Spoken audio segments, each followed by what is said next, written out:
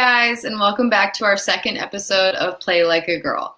I'm your co-host, Laura, and of course we have... Hi guys, I'm Gianna. We're so happy that you're tuning in, and I'm excited to say that we have another amazing guest this week. We do. We will be talking about all things NFL today. But before we get into that, really quickly, Gianna, who is your favorite NFL team? Okay, so I was born and raised in New York, actually from the Bronx. Of course. So there's the Jets and the Giants, but my whole family is a Giants fan. Growing up, I sat in front of the TV with my dad, watching it, screaming at all the players with him. It was great. Who's your favorite NFL team? I mean, honestly, I'm from New England, but I grew up watching the Giants with my brothers, so I will say the Giants are my favorite. But let's introduce the guest before we get way too off topic. Okay, so this week's guest has served and still is serving the last 4 years as the Director of Operations for Day One Sports and Entertainment, an Atlanta-based NFL agency. Yeah, she represents clients all the way from the Dallas Cowboys to the Baltimore Ravens, and even Shaq Mason from the New England Patriots, Mike Evans from the Tampa Bay Buccaneers, and even Mike Schwartz from the Kansas City Chiefs. So we'd like to introduce you guys to Amanda White.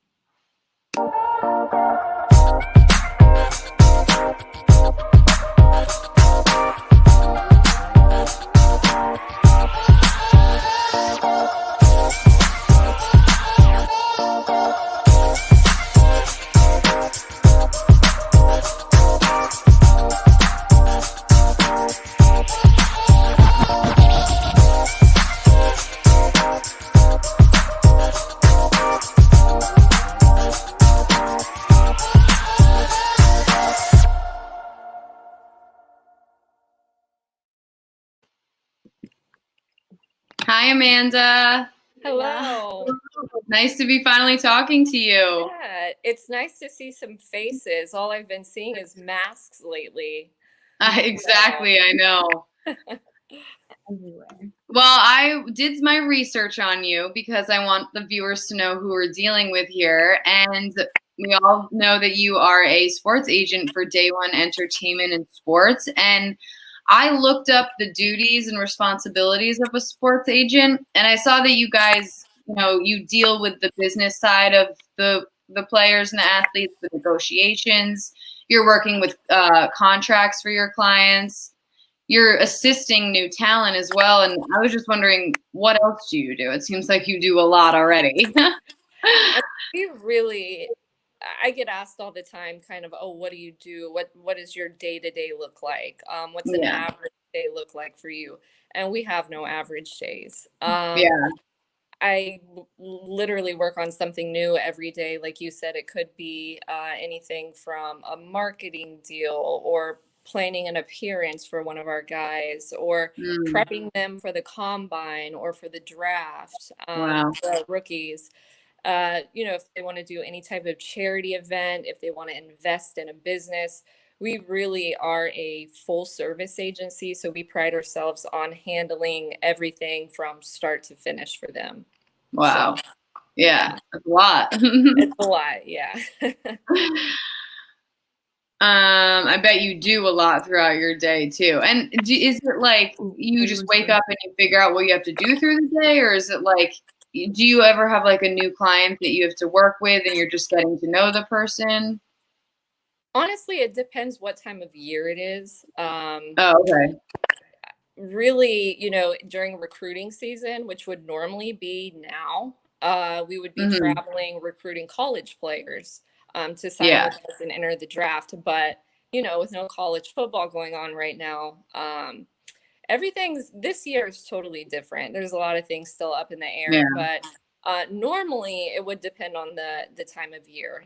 We have recruiting season, then we have combine and draft prep season, which January to April. And then, we're going and visiting our veterans throughout the year, going to games, normally we would be going to training camps right now, visiting everybody, but this year has been totally different. And I'm actually in law school also. So right now, my day-to-day is really in class. So oh my gosh, good for you. And thank you. That's awesome. Thanks. Gianna frozen? I hope not. She looks frozen, or else she's really bored. One of the two. I think she's just frozen. We were having so many technical difficulties before this. We were on here for like an hour figuring it out. Oh. I know Gianna's one of her questions was, it's obviously difficult for a woman in a male-dominated career field. And she wanted to talk about like professionalism and like gaining the respect and then like maintaining that respect. And has it been difficult for you, or even like starting out? Do you think you had to experience that a little bit? You know, when I first got started, I was lucky enough to find a really good mentor who is also my business partner now, Derek Gilmore. He's been in the business for 30 years, so he kind of showed me the ropes and really gave me a lot of inside information that it would have taken me a long time to learn otherwise. So I kind of had a good idea of how things would go, but you know, when I originally started, I was really surprised at the level of acceptance, I guess I should say. I mean, me Okay. being a woman working in football, nobody really cared about that, to be honest Oh, with you. I mean, good. yeah, you had some people that were like, oh, does she know anything? But really, what the main focus is, can you do your job and can you do it well? Yeah. The woman part is just kind of like an afterthought. So that's Okay, really what good. was kind of surprising to me, is like the level of acceptance with that. Good. I'm glad. That's like good to know, because I mean, from what we hear is like we're so nervous about, I don't know, woman in a male dominated sport. It could be difficult sometimes. So I'm happy to hear it. I have a ton of stories. I could tell you stories for days, but there's always bad apples, of course. But overall, Oh yeah, of course. It's been a good experience. Well, good. I'm glad. It's awesome too that you had a good mentor to help you through. How did you connect with him? So when I was going to Oklahoma, I met him at a football game, actually, and he was there recruiting a player. And so we were sitting next. It's kind of crazy story, but we were sitting next to each other at the game, and we kind of just got to talking. I was wearing a Cowboys hat at the time, and he started asking me, you know, am I a football fan? This and that. I told him I was a student and looking to get into football. I had always wanted to work in sports. I was finishing up my MBA, and you know, we kind of just connected. He was working for a big agency at the time, and you know, I really just kind of bugged him, you know, like, I really want to get in the business. Can I pick your brain? So he had me intern for him for several months. And then that time, it was really just good timing. I mean, he decided to branch off and start his own company. And so he chose to take me with him, and we started the company together. And yeah, it's going on 4 years now. So that's awesome. That's good for you. That's super cool. I honestly, I like how you said you were bugging him, because I feel like I'm graduating in a semester, so I feel like I'm applying to these jobs, and I'm like bugging these people. I don't want to be sending too many emails or my cover letter too many times, but I do feel like I'm bugging people. But it could work. Like, I just feel like it could work. Keep at it. I'm telling you. Us millennials, as they like to call us, we get a bad reputation for not following up. Not doing what we're supposed to do. So just keep following up those people and keep bugging them, because it really works. Gianna, I'm happy you're back. We're happy you came back. She was able to tell. Amanda told us that there's not that much pressure in like the world of men in like a male dominated career field. She says there's a lot more acceptance than she expected. At least. Now, I can tell you that's true, but like I said, there are, you know, a few bad apples. For example, my partner introduced me to another agent in the business when I first got in, and he said, what piece of advice would you give Amanda, you know, just starting out? And this is the advice he gave me. He said, well, you should probably tell people you have a boyfriend, or else you would be untrustworthy. And don't focus on football, because you're never going to know as much as us. So focus on something else. Those were the two pieces of advice that he had for me. Oh my gosh. So, after that, I was kind of like, I was smart enough to know basically he was an idiot, but, that's the mindset of some people, Oh, yeah. Wow, that's crazy. Yeah. There's going to be people that you come across in life that are going to act like that, no matter like what industry you go into. You just have to like brush them off. Like that's the Absolutely. You have to have thick skin, 100%. Wow, that's awesome. Well, Amanda, we're going to go on a quick commercial break, but we'll have a few more questions for you when we get back. Sounds good. All righty.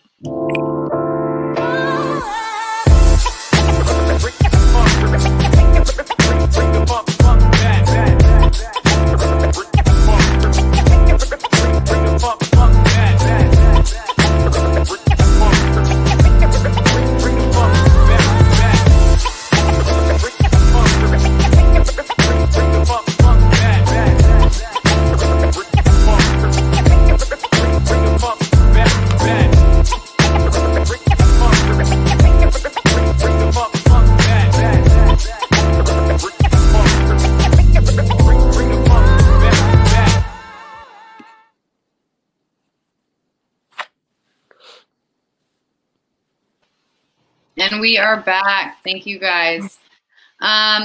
Just a few more questions for you. One of my questions was, what made you so passionate about the sport of football?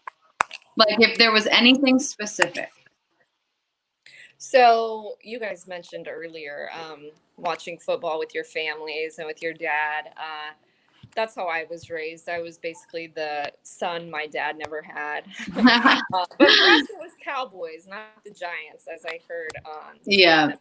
We watched Cowboys games together. So really just being raised on football. I love the game.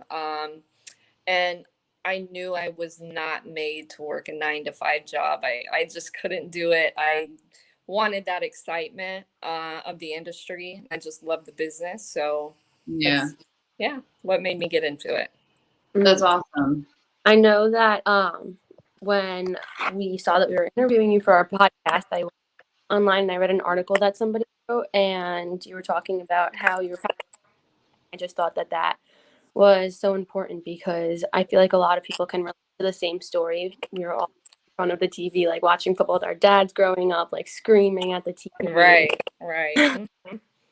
That's awesome. Yeah. I know so many girls who their dads really gave them that first experience, and they don't realize how important they are at the time. I mean, I tell my dad all the time now, like, I thank you for my career. Oh yeah.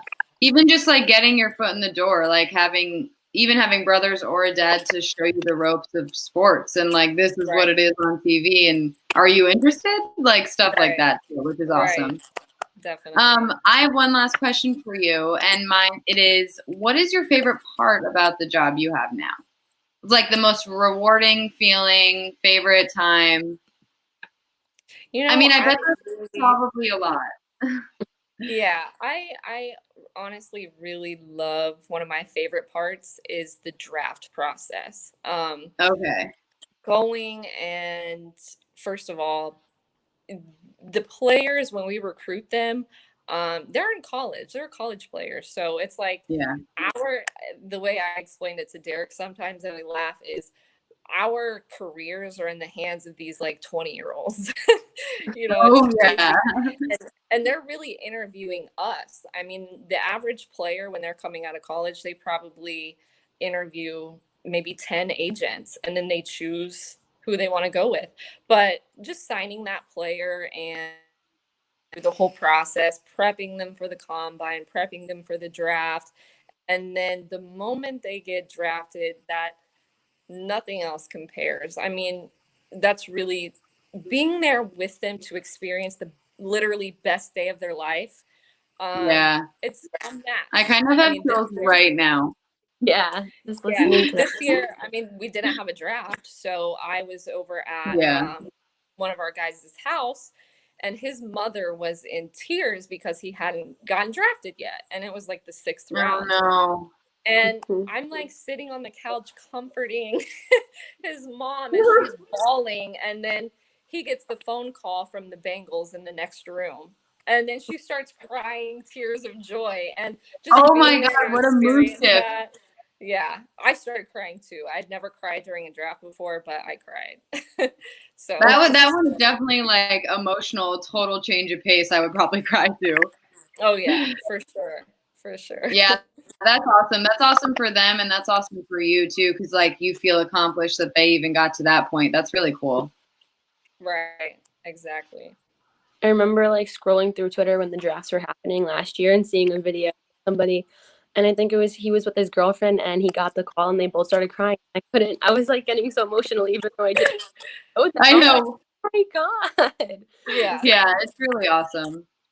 Yeah. It gives you chills for sure. Yeah. Oh yeah. So I had one last question for you.